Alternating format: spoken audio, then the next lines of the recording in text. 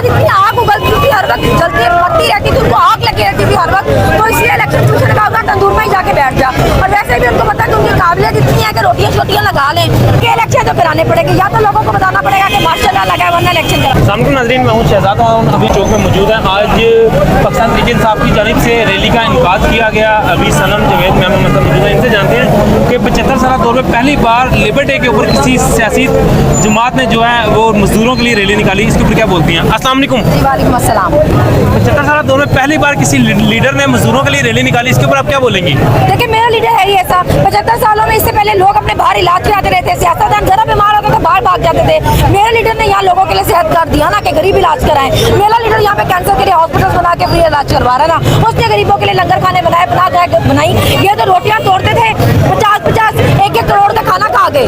अशाया दे दिया जी 1 करोड़ रुपए का। मेरे लीडर ने लोगों के लिए पनाह गाह बनाई, सेहत कार्ड दिया, लंगर खाने बनाए, एहसास प्रोग्राम किया। खान साहब को आदत है गरीबों के लिए काम करने की, और अभी भी सिर्फ वाहिद वही एक के जो बाहर निकले हुए, बाकी सारी पार्टियां सो रही हैं। मुझे बताइएगा, खान साहब वज़ीर-ए-आज़म मुतहिब होने के बाद सबसे पहला काम क्या करना चाहिए मजदूरों के लिए? देखिए उनके दौर में किसान भी बहुत खुश थे। उनके दौर में सब हर जो भी इंडस्ट्रीज कह लें, जो भी ताजिर खुश थे। अभी देखिए हर कोई रो रहा है, चाहे वो कारोबारी बंदा है या चाहे वो नौकरी पेशा बंदा है, हर कोई रो रहा है क्योंकि उन्होंने मुल्क के हालात ऐसे कर दिए हैं। गरीब तो बेचारे आटे की लाइनों में लगे मर रहे हैं, बिजली के बिल नहीं लोगों से दिए जा रहे, पेट्रोल नहीं खरीदा जा रहा लोगों से। इन्होंने तो मुल्क डिफॉल्ट कर दिया पूरा। खान साहब एक वाहिद उम्मीद बची है लोगों की, एक आखिरी उम्मीद कह रहे हैं लोगों की।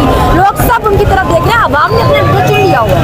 मुझे बताइएगा, जो नून लीग है वो इलेक्शन से दौड़ी है, लेकिन इलेक्शन कमीशन ने उनको एक जो है ना निशान जारी किया तंदूर का, क्या कहेंगे इसके ऊपर आपको? वो हर वक्त इतनी आग उगलती थी, हर वक्त जलती पड़ती रहती थी, उनको आग लगी रहती थी हर वक्त।